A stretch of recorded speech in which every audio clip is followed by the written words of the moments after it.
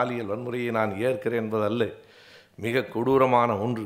ஆனால் அந்த கொடூரத்துக்குள்ளே இன்னொன்று இருக்கிறது, அதை நீங்கள் கவனிக்க வேண்டும். அந்த பையன், அந்த கொல்லப்பட்ட அந்த பெண்ணோடு பயணம் செய்த அந்த பையன் ஒரு பேட்டி கொடுத்தான். அந்த பேட்டியை நீங்கள் தொலைக்காட்சியிலே பார்த்திருக்க முடியும். அந்த பையன் சொன்னான், அந்த 6 பேர், அந்த கயவர்கள், அந்த கொலைகாரர்கள் எங்கள் 2 பேரையும் அடித்து துவைத்து கடைசியில் 2 பேரையும் நிர்வாணமாகத்தான் தூக்கி வெளியிலே எறிந்தார்கள். 2 பேரும் நிர்வாணமாக தெருவிலே கிடக்கிற போது நாங்கள் அலறினோம், யாராவது உதவுங்கள் என்று குரல் கொடுத்தோம். வீதியிலே அத்தனை பேரும் நடந்து போய் வந்து கொண்டிருந்தார்கள். யாருக்கும் எங்களை திரும்பி பார்க்க மனமில்லையா, நேரமில்லையா என்று தெரியவில்லை. எல்லோரும் போய் கொண்டிருந்தார்கள். யாரும் அந்த டெல்லி குளிருக்கு தாங்கள் அணிந்திருந்த ஒரு கம்பளியை கூட அந்த பிள்ளைகளுக்கு கொடுக்கவில்லையே. இப்போது எனக்கு ஒரு கேள்வி வருகிறது, கொலைகாரர்கள் அந்த 6 பேர் மட்டும்தானா என்று எண்ணி பாருங்கள். அந்த 6 பேர் மட்டும்தான் கொலைகாரர்களா? இந்த பிள்ளைகளுக்கு ஒரு கம்பளி போர்வையை கூட தூக்கி போடாமல் போன இந்த மக்களுக்கு என்ன பெயர்? அன்றைக்கு மௌனம் சாதித்துவிட்டு இன்றைக்கு மிக வேகமாக அவர்களை தூக்கிலிடுங்கள் என்று சொல்லுவதனாலே நம்முடைய பொறுப்புகள் முடிந்து போய்விடுமா? எதற்காக என்றால், ஒரு குழந்தை மருத்துவமனையிலே எலி கடித்து குதறப்பட்டிருக்கிறது இறந்து போனதற்கு பிறகு என்று சொன்னால், இதைவிட மிகப்பெரிய கொடூரம் என்ன இருக்கிறது? காரணம், பொது மருத்துவமனை என்பதே பணம் இல்லாதவர்கள், ஏழை எளிய மக்கள், எங்கேயும் வேறு போக முடியாதவர்கள் கடைசியாக தஞ்சம் அடைகிற இடம் என்று ஆகிவிட்டது. மிகப்பெரிய கொடூரம் இல்லையா? இன்னமும் சொன்னால், பொது மருத்துவமனை என்கிற மொழிபெயர்ப்பே தவறானது. இங்கே மொழி ஆசிரியர்கள், பேராசிரியர்கள் இருந்தால் விளக்கி சொல்லுவார்கள். நாம் ஜென்ரல் ஹாஸ்பிட்டல் என்பதை தவறாகத்தான் நீண்ட காலமாக பொது மருத்துவமனை என்று சொல்லி கொண்டிருக்கிறோம். ஜென்ரல் என்பதற்கு 2 பொருள் உண்டு. தமிழிலே பொது என்றும் அதற்கு பொருள் உண்டு, தலைமை என்றும் அதற்கு பொருள் உண்டு. நீங்கள் எண்ணி பார்க்கலாம். அக்கவுண்டன்ட் ஜெனரல் ஆஃபீஸ் என்று சொன்னால் தலைமை கணக்காயர் அலுவலகம் தானே தவிர அது பொது கணக்காயர் அலுவலகம் இல்லை. He is my lieutenant general என்று சொன்னால் இவன் என்னுடைய தலைமை தளபதி என்று பெயரே தவிர இவன் பொது தளபதி என்று பெயர் இல்லை. எனவே ஜெனரல் என்பதற்கு தலைமை என்றும் ஒரு பெயர் உண்டு. எனவே அரசு மருத்துவமனைகள் தான் தலைமை மருத்துவமனைகளாக இருக்க வேண்டும், மற்றவைகளெல்லாம் துணை மருத்துவமனைகள் தான் என்கிற பொருளில் தான் ஜெனரல் ஹாஸ்பிட்டல் என்று வெள்ளைக்காரன் பெயர் வைத்தான். நாம் அதை தலைமையாக வைத்துக்கொள்ளவில்லை என்று கருதியோ என்னவோ அதை பொது மருத்துவமனை என்று மொழிபெயர்த்து, பொது என்றாலே சிறப்பு இல்லை என்று தான் பொருள். எனவே அந்த பொது மருத்துவமனையில் இப்படி ஒரு பிள்ளை கடித்து குதறப்பட்டிருக்கிறதே என்று சொன்னால், மருத்துவம் வளரவில்லை என்று பொருளா? அறிவியல் வளரவில்லை என்று பொருளா? எல்லாம் வளர்ந்திருக்கிறது. ஆனால் ஏன் இந்த நாட்டிலே இப்படி நடக்கிறது என்கிற ஒரு கேள்வியை மட்டும் உங்கள் முன்னால் வைப்பது என்பது தான் இன்றைக்கு உங்களை சந்தித்த என்னுடைய நோக்கம் என்று கூறலாம். நீங்கள் கூட நினைக்கலாம், இது ஒரு மகிழ்ச்சியான நேரம் என்று நினைத்து வந்தால் இத்தனை கடுமையான செய்திகளை இவன் மேடையிலே சொல்கிறானே என்று நீங்கள் நினைக்கலாம். உங்களை காயப்படுத்துவதோ அல்லது உங்கள் மகிழ்ச்சியை மறுதளிப்பதோ என்னுடைய நோக்கம் இல்லை. நாட்டின் நடப்புகள் பற்றிய ஒரு பார்வைக்கும் ஒரு சிந்தனைக்கும் இந்த நேரத்தை நாம் ஒதுக்க வேண்டும் என்பதுதான். நம்முடைய சாந்தி அவர்கள் தனக்கு கொடுத்த அந்த பணத்திலே அத்தனை விளையாட்டு வீரர்களை உருவாக்கினேன் என்று சொன்னதைப் போல இந்த மேடையில், இந்த மேடைக்காக அல்ல, என்னை அழைத்ததற்காக அல்ல, உண்மையாகவே தலைதாழ்ந்த ஒரு வணக்கத்தை உங்கள் தாளாளர் அல்லது தலைவர் திருநாவுக்கரசு ஐயா அவர்களுக்கும் நாம் சொல்லியாக வேண்டும். எதற்காக என்றால், என்ன இங்கே ஒரு பெரிய ஆபத்து இருக்கிறது என்றால், மேடையில் இருக்கிறவர்களை பாராட்டுவது என்பது ஒரு மரபு என்று ஆகிவிட்ட காரணத்தினாலே உண்மையாக பாராட்டினாலும் நம்புவதற்கு யாரும் இன்றைக்கு தயாராக இல்லை. நான் உண்மையாகவே அந்த செய்தியை சொல்லுகிறேன். 11 ஆண்டுகளுக்கு முன்னால் இந்த பகுதியிலே ஒரு கல்லூரியை தொடங்கி இன்றைக்கு வரைக்கும் அவருடைய பிற தொழில்களில் வருகிற வருமானத்தை இதில் கொண்டு வந்து போட்டு வெறும் அரசு நிர்ணயித்த அந்த கல்வி கட்டணம் தவிர வேறு கட்டணங்களை வாங்காமல் கல்வியை நமக்கு தந்திருக்கிறார்கள் என்கிற செய்தியை நான் கேள்விப்பட்டேன். ஆகையினாலே இது ஒரு இடத்திலே நடைபெறுகிற கல்வி என்றால் இன்னொன்றையும் நீங்கள் எண்ணி பார்க்க வேண்டும். இன்றைக்கு எத்தனை கல்லூரிகள், பொறியியல் கல்லூரிகள் தமிழ்நாட்டிலே இருக்கின்றன என்று கணக்கு பார்த்தால் வியப்பாக இருக்கிறது. நான் மாணவனாக இருந்தபோது, நான் அப்போது 11ஆம் வகுப்பு, 12 அல்ல, நாங்கள் படிக்கிற காலத்திலே SSLC என்று 11ஆவது வகுப்பு தான். 11ஆவது வகுப்பு முடித்துவிட்டு பொறியியல் கல்லூரிக்கு போவதென்றால் தமிழ்நாடு முழுவதுமாக சேர்த்து 6 பொறியியல் கல்லூரிகள் தான். Government college of technology Coimbatore, Coimbatore institute of technology Coimbatore, PSG college of technology Peelamedu இவை மூன்றும் கோவையிலே இருக்கின்றன. Government college of engineering Salem, Alagappa engineering college Karaikudi and AC college of technology Guindy என்கிற இந்த 6 பொறியியல் நிறுவனங்கள் மட்டும்தான் 70களிலே இருந்தன. இன்றைக்கு 430 பொறியியல் கல்லூரிகள் தமிழ்நாடு முழுவதும் இருக்கின்றன. 430 பொறியியல் கல்லூரிகளிலேயும் இன்னொரு பெரிய செய்தி என்னவென்றால், 70களிலே பொறியியல் கல்லூரி என்றால் அது ஆண்களுக்கு மட்டும்தான், பெண்களுக்கு இல்லை. இத்தனை பெண் குழந்தைகள் நீங்கள் படிக்கிறீர்கள் என்பதை விட, பொறியியல் படிக்கிறீர்கள் என்பதை விட பெரிய பெருமிதம் நமக்கு வேறு எதுவும் இல்லை. நான் இப்படி சொல்லுவதற்கு காரணம், பெண் பிள்ளைகள் படிப்பது தான் பெருமிதம், நாங்களெல்லாம் படிப்பதற்கு தயக்கில்லையா என்று தம்பிகள் கேட்டால், நமக்கு அந்த வாய்ப்பு பெண்களுக்கு கொஞ்சம் முன்னால் கிடைத்தது. கொஞ்சம் முன்னால் கிடைத்தது அவ்வளவுதான். 1000 ஆண்டுகளாக கல்வி மறுக்கப்பட்ட சமூகத்திலிருந்து நாம் வந்திருக்கிறோம். இங்கே இருக்கிற ஒவ்வொரு பிள்ளையும் தன் நெஞ்சில் பதித்து கொள்ள வேண்டிய செய்தியை நான் சொல்லுகிறேன். 1000 ஆண்டுகளாக கல்வி மறுக்கப்பட்ட சமூகத்திலிருந்து 1836வது ஆண்டுதான் முதலாக வெள்ளைக்காரன் பப்ளிக் ஸ்கூல் ஸ்கீம் என்கிற ஒன்றை கொண்டு வந்தான். பொதுக்கல்வி திட்டம் என்று பெயர். ராஜராஜ சோழன் காலத்திலே மூடப்பட்ட கல்லூரி கதவுகள் மறுபடியும் வெள்ளைக்காரன் காலத்திலே தான் எல்லோருக்கும் திறக்கப்பட்டது. பப்ளிக் ஸ்கூல் என்று பெயர். பொதுக்கல்வி திட்டம் என்பது வெள்ளைக்காரன் தான் கொண்டு வந்தான். வெள்ளைக்காரன் 1000 அடிமைத்தனங்களை புகுத்தினான், நம் கனிவளங்களை எடுத்து சென்றான், நம் தேசத்தை காலனியாக மாற்றினான். எல்லாம் உண்மைதான். ஆனால் அத்தனை கேடுகளை செய்திருந்தாலும் அவனுடைய தேவைக்காகவாவது நமக்கு கல்வியை தந்தவன் வெள்ளைக்காரன் 1000 ஆண்டுகளுக்கு பிறகு என்பது ஒரு பெரிய செய்தி.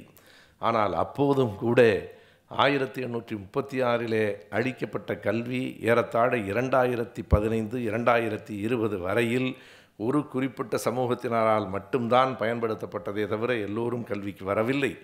மெல்ல மெல்ல கல்வி கற்க தொடங்கியது 1920களுக்கு பிறகு. அப்போதும் கவனமாக என்ன செய்யப்பட்டதென்றால், கல்வி ஆண்களுக்கு மட்டும் என்று ஆக்கப்பட்டது. பெண்களில் நான் நினைக்கிறேன் நீங்கள்தான் உங்கள் வீடுகளில் முதல் தலைமுறையாக இருக்க முடியும். மிஞ்சி போனால் இங்கே இருக்கிற பிள்ளைகளினுடைய அம்மாக்கள் படித்திருக்கலாம், கண்டிப்பாக பாட்டிகள் படித்திருக்க வாய்ப்பு இல்லை. எனவே முதல் அல்லது 2வது தலைமுறையாக இத்தனை பிள்ளைகள் பொறியியல் கல்லூரிக்கு வந்திருக்கிறீர்களே, ஆண்களும் பெண்களுமாக இத்தனை பேர் படிக்க வந்திருக்கிறீர்களே என்கிற பெரிய மகிழ்ச்சி, பெருமிதம் எல்லாம் இருக்கிற நேரத்தில் இன்னொரு கவலையும் இருக்கிறது.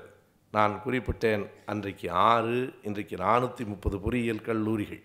அன்றைக்கு 2 அல்லது 3, இன்றைக்கு 45லிருந்து 50 மருத்துவக் கல்லூரிகள். எனவே இவ்வளவு அறிவியல் இந்த தேசத்திலே வளர்ந்திருக்கிறது. அறிவியல் வளர்ந்திருக்கிறது உண்மைதான். ஆனால் அறிவியல் வளர்ந்திருக்கிறது என்று சொன்னால் மூட நம்பிக்கைகள் தேய்ந்திருக்க வேண்டும் இல்லையா? தேய்ந்திருக்கின்றனவா என்று பார்த்தால் இந்த நாடு ஒரு வினோதமான நாடு. அறிவியலும் வளர்கிறது, மூட நம்பிக்கையும் வளர்கிறது. இரண்டும் ஒன்றாக வளர்கிறது. சில நேரங்களில் அறிவியல் மூலமாகவே மூட நம்பிக்கை வளர்கிறது. அதுதான் மிகப்பெரிய ஆபத்து. நான் பார்த்த வரைக்கும் கையில் எந்த கல் போட்டுக்கொண்டால் வாழ்க்கையில் ஜெயிக்கலாம் என்று சொல்லாத தொலைக்காட்சியே கிடையாது. எல்லா தொலைக்காட்சியும் அறிவியலே. நான் இந்த நாட்டை ஏன் வினோதமான நாடு என்று குறிப்பிட்டேன் என்றால், கவனித்து பாருங்கள், இங்கே தெருக்களிலே யானை பிச்சை எடுக்கிறது. எவ்வளவு பெரிய உருவம், எத்தனை ஆற்றல்! அதற்கே அது தெரியாமல் இவனை நம்பி பிச்சை எடுக்கிறது. யானைகள் பிச்சை எடுக்கின்றன, கணிப்பொறிகள் ஜோதிடம் சொல்லுகின்றன. கணிப்பொறிகள் ஜோதிடம் சொல்லுகிற தேசம் நம்முடைய தேசம்தான். உலகத்திலே வேறு எங்கும் மூட நம்பிக்கை இல்லையா என்றால் இருக்கிறது. நாம் பார்த்தோம், பிரான்சிலே விளையாட்டு போட்டி நடக்கிற போது ஆக்டோபஸ் ஜோசியம் சொன்னதல்லவா. இங்கே கிளி ஜோதிடம். தாய்லாந்துக்கு போங்கள், அங்கே வெள்ளை எலி ஜோதிடம். அங்கேயும் நம்மவர்கள் அண்ணன் தம்பிகள் இருக்கிறான். மூட நம்பிக்கையும் முட்டாள்தனமும் நமக்கு மட்டும்தான் மொத்த குத்தகை என்று சொல்ல முடியாது, உலகம் முழுவதும் இருக்கிறது. ஆனால் அறிவியல் வளர்ந்திருக்கிறதே, மூட நம்பிக்கைகள் ஏன் தேயவில்லை? அறிவியல் வளர்ந்திருக்கிற அளவுக்கு சமூக அக்கறை வளர்ந்திருக்கிறதா? இந்த 2 கேள்விகளை நீங்கள் எண்ணி பார்க்க வேண்டும். மூட நம்பிக்கை வளர்ந்ததிலே ஒரே ஒரு நன்மை, இங்கே இருக்கிற பிள்ளைகளிலே யாரெல்லாம் இந்த கட்டிடக்கல்வி சிவில் படிக்கிறீர்களோ 6 துறைகள் இருப்பதாக சொன்னார்கள். கட்டிடவியல், இயந்திரவியல், மின்னியல், மின் அணுவியல், கணிப்பொறியியல், தகவல் தொழில்நுட்பவியல் என்று 6 இயல்கள் இங்கே இருப்பதாக சொன்னார்கள். இந்த கட்டிடவியல் படிக்கிற பிள்ளைகளுக்கு ஒரு வாய்ப்பு இருக்கிறது. என்ன வாய்ப்பு என்றால், நீங்கள் எண்ணி பார்க்கலாம், ஒரு காலத்தில் சிவில் படிப்பதற்கே யாரும் வராமல் இருந்தார்கள். இப்போது மீண்டும் எல்லோரும் கட்டிடவியல் படிக்க வந்திருக்கிறான் என்றால் ஒரு பக்கத்தில் வாஸ்து வளர்ந்துருக்கிறது. வாஸ்துவில் இருக்கிறவனெல்லாம் என்ன சொல்லுகிறான் என்றால், இருப்பதை இடித்து கட்டுவது என்பது தொடர்ந்து நடக்கிறது. நீங்கள் அதை ஊக்குவிக்கலாம். உங்களுக்கு ஒரே பெரிய வாய்ப்பு அதுதான். நான் ஒரு நண்பரின் வீட்டுக்கு போயிருந்தேன். குளியலறைக்கு கதவு இல்லை. என்னடா என்று கேட்டால், வாஸ்து சாஸ்திரத்தில் வைக்கக்கூடாது என்று சொல்லிவிட்டார்கள். ஓ, வாஸ்து அந்த அளவுக்கு வந்து விட்டதா என்று நினைக்கிற அளவில். எனவே இப்படி இன்றைக்கு அறிவியல் வளர்ந்திருக்கிறது ஒரு பக்கத்தில் என்றால், அதே அளவிலே மூட நம்பிக்கைகள் வளர்ந்திருக்கின்றன உலகத்தில். இது ஒரு மிகப்பெரிய வியப்பு. இன்றைக்கு ஐரோப்பாவிலே பார்க்கிற போது அங்கேயும் பல மூட நம்பிக்கைகள் இருந்தன. ஆனால் இன்றைக்கு அறிவியல் வளர்ச்சியிலே அவை தளர்ந்திருப்பதை பார்க்க முடிகிறது. இதை நான் உண்மையாக சொல்லுகிறேன். இன்றைக்கும் அங்கே அந்த மூட நம்பிக்கைகள் இல்லவே இல்லை என்று சொன்னால் நான் பொய் சொல்லுகிறேன் என்று பொருள். ஆனால் கண்டிப்பாக நம்மிடத்தில் இருக்கிற அளவுக்கு இல்லை. என்ன காரணம்? மூட நம்பிக்கைகள் நம்மிடத்தில் வளர்வதற்கு என்ன காரணம் என்று கேட்டால், வேறொன்றும் இல்லை பிள்ளைகளே, எல்லோருக்குள்ளும் ஒளிந்திருக்கிற ஒரு பேராசைதான் காரணம். எப்படியாவது முன்னேறிவிட வேண்டும் என்று நினைக்கிறார். எப்படியாவது முன்னேறிவிட வேண்டும் என்றால் எப்படியாவது உழைத்து முன்னேறிவிட வேண்டும் என்று நினைப்பதாக இல்லை. ஏதாவது ஒரு மோதிரக்கல் போட்டுவிட்டு முன்னேறிவிட்டால் எளிதாக இருக்கிறது. 20 மணி நேரம் ஒரு நாளைக்கு உழைப்பதை விட ஒரு பச்சைக்கல்லை போட்டுக்கொள்வது எவ்வளவு வசதியான வேலை. ஒரே ஒரு பச்சைக்கல் அத்தனை விதமான வளங்களையும் கொண்டு வந்து சேர்த்து விடும் என்று சொன்னால் நமக்கும் அந்த பேராசை பற்றி கொள்ளுகிறது. எனவே தன்னலம் என்பதுதான் நம்மை இந்த மூட நம்பிக்கைகளுக்குள்ளே கூட செலுத்துகிறது. நம்முடைய பிள்ளைகளெல்லாம், நீங்களையும் உங்களையும் பெரும்பாலும் நான் சேர்த்துத்தான் சொல்லுகிறேன், நீங்கள் மற்ற நேரங்களிலெல்லாம் கோயிலுக்கு போகிறீர்களோ இல்லையோ, தேர்வுக்கு வருகிற போது போகிறீர்களா இல்லையா? மிக கவனமாக. என்னுடைய மகன், சின்ன மகன் என்ன செய்தான் என்றால், அவன் பள்ளிக்கூடத்தில் படிக்கிற போது, தேர்வுக்கு போகிற போது கூட அல்ல, மதிப்பெண் வாங்க போகிற போது மட்டும் கோவிலுக்கு போனான். அது என்னடா என்று கேட்டேன். தேர்வுக்கு போகிற போது கூட ஏன் சுற்றி வளைத்து, மதிப்பெண் கூடுதலாக வந்தால் போதும் தானே, எனவே அந்த நேரத்தில் போய் வரலாம் என்று நினைக்கிற அளவுக்கு மிக எளிதாக நாம் கடவுளை கூட நம் பக்கத்தில் வளைத்து விடுகிறோம். ஆகையினாலே இந்த தன்னலம் காரணமாகவே இங்கே மூட நம்பிக்கைகள் அறிவியலை மீறி வளர்கின்றன. அறிவியலினுடைய வளர்ச்சி இல்லை என்று சொன்னால் இந்த உலகம் இல்லை. நீங்கள் எல்லோரும் கவனத்திலே வைத்து கொள்ள வேண்டிய செய்தி, நீங்கள் எதற்காக படிக்கிறீர்கள்? உங்களுக்காக படிக்கிறீர்கள், உங்கள் குடும்பத்துக்காக படிக்கிறீர்கள், உங்கள் எதிர்காலத்துக்காக படிக்கிறீர்கள். அதோடு நின்று விடாதீர்கள், இந்த சமூகத்திற்காகவும் படிக்கிறீர்கள். இந்த 4ஆவதாக நான் சொன்ன செய்தி இருக்கிறதே, கேட்பதற்கு நன்றாகத்தான் இருக்கிறது. எத்தனை பேர் சமூகத்திற்காக படிக்க முடியும் என்று நீங்கள் கேட்டால், சமூகத்திற்காக படித்தவர்களால் தான் இந்த சமூகமும் உலகமும் மாறி இருக்கிறது என்பதை நாம் உணர வேண்டும். நான் அறிவியல் வரலாற்றின் அடிப்படையிலே சில செய்திகளை சொல்லுகிறேன். இந்த அறிவியல் யுகங்கள் எப்படி இருந்தன என்று நீங்கள் பார்த்தால், தொடக்கத்தில் இந்த உலகம் முழுவதும் இருந்தது வேளாண் யுகம்தான். வேளாண் யுகத்துக்கு பிறகு வந்தது தொழில் யுகம். தொழில் யுகத்திலே இருந்து இயந்திர யுகம், இயந்திர யுகத்திலே இருந்து மின் யுகம், மின் யுகத்திலே இருந்து மின் அணுவியல் யுகம், அதற்கு பிறகு அணுவியல் உலகம். இன்றைக்கு இந்த யுகம் என்பது விண்ணியல் யுகமாகவும் விரிந்து கொண்டிருக்கிறது. இதிலே ஒவ்வொரு யுகம் மாறுகிற போதும் அதற்கான எதிர்ப்புகள் தான் கூடுதலாக இருந்தன. எடுத்துக்காட்டுக்கு ஒன்றை சொல்ல வேண்டுமானால், 1870 ஜேம்ஸ் வாட் எப்போதோ கண்டுபிடித்த இன்ஜின் இந்தியாவுக்கு 1870 தான் வந்தது. எப்போதும் இந்தியாவுக்கு ஒரு வாய்ப்பு உண்டு. ஒரு 50 ஆண்டுகளுக்கு பின்னால் தான் கண்டுபிடிப்புகள் வந்து சேரும். ஒருவன் சொன்னான், உலகம் அழியப் போகிறது என்று சொன்னால் நீ என்ன செய்ய போகிறாய் என்றால், நான் இந்தியாவுக்கு வந்து விடுவேன் என்றான்.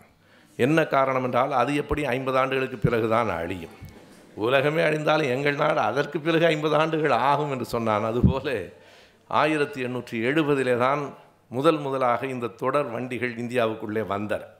தொடர் வண்டிகளை வெள்ளைக்காரன் அறிமுகப்படுத்தியது அவனுடைய சுயநலத்துக்காகத்தான், மறுக்க வேண்டியதில்லை. இங்கே இருக்கிற பொருள்களை எல்லாம் விரைந்து ஏற்றி கொண்டு போவதற்கு அது பயன்படும் என்று தான் வந்தான்.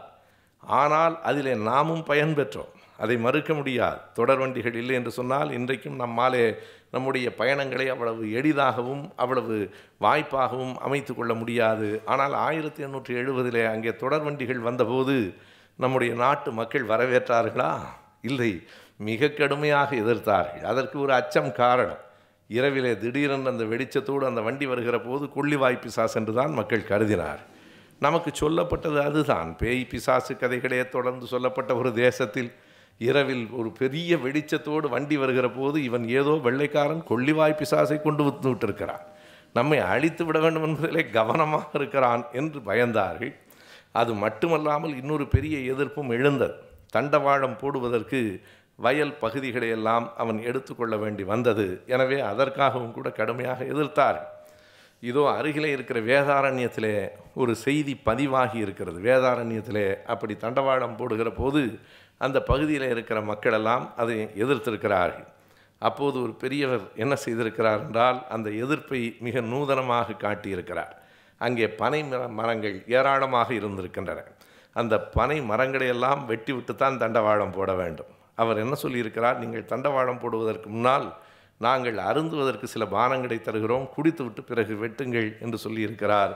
அங்கே இருந்த அந்த பனம் மரத்திலே இருந்தெல்லாம் அந்த நுங்குகளை எல்லாம் எடுத்து அவற்றில் சர்க்கரையும் கலந்து அவர்களுக்கு கொடுத்த போது வெள்ளைக்காரர்கள் கேட்டிருக்கிறார்கள், இத்தனை அருமையான பானத்தை எங்கள் நாட்டிலே கூட நாங்கள் குடித்ததில்லை, இது எங்கே இருந்து வருகிறது என்றபோது, நீங்கள் வெட்டப்போகிற பனைமரத்திலிருந்து தான் வருகிறது என்று சொல்ல, வேண்டாம் நாங்கள் வேறு பாதைக்கு போய்விடுகிறோம் என்று போனதாக ஒரு கதை, ஒரு செய்தி சொல்லப்படும். எதற்காக இதை நான் குறிப்பிடுகிறேன் என்றால், அப்படியெல்லாம் கடுமையான எதிர்ப்பு இருந்தது. எல்லாவற்றையும் மீறி தொடர்வண்டி வந்ததற்கு பிறகு என்ன ஆயிற்றென்றால், இந்த இடத்தை நீங்கள் கவனமாக கவனிக்க வேண்டும். தமிழ்நாட்டில் 1923 ஆண்டு வரையில் பேருந்துகளில் எல்லா சமூகத்தை சார்ந்தவர்களும் ஏற முடியாது.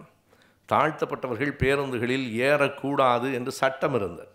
அந்த சட்டத்தை WPA சவுந்தரபாண்டியனார் ராமநாதபுரம் போர்டு ஜில்லாவினுடைய தலைவராக இருந்தபோது தான், யாராவது தாழ்த்தப்பட்டவர்களை எந்த பேருந்து நிறுவனமாவது ஏற்ற மறுத்தால் அந்த நிறுவனத்தினுடைய உரிமத்தை நாங்கள் நீக்கிவிடுவோம் என்று சொன்னதற்கு பிறகுதான் எல்லோரையும் அவர்கள் ஏற்றிக்கொண்டார்கள்.